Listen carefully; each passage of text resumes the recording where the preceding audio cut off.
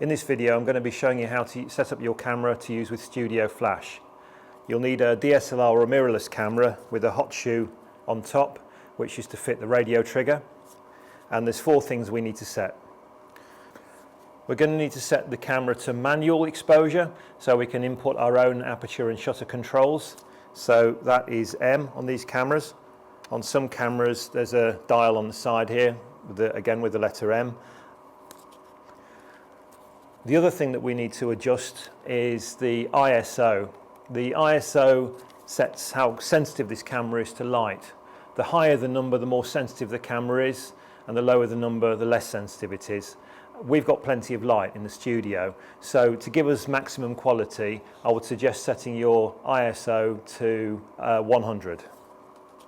The next thing we're going to do is to set the shutter speed to 1/160th of a second, and this will work for pretty much all digital cameras. We then need to set the aperture.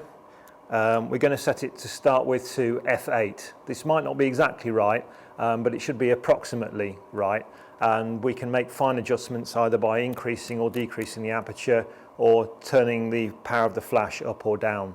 But f8 is a good starting point, and it also gives us maximum sharpness on the lens. The only other thing that you might need to adjust on your camera is the white balance setting.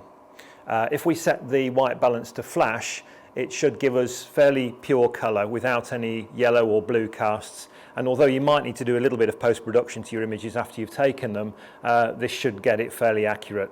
The controls of your camera might vary slightly than the one I'm using here, which is a Canon R5, but they're usually easily findable, and the people in the Media Loan shop can help you if you're having trouble locating any of the control functions.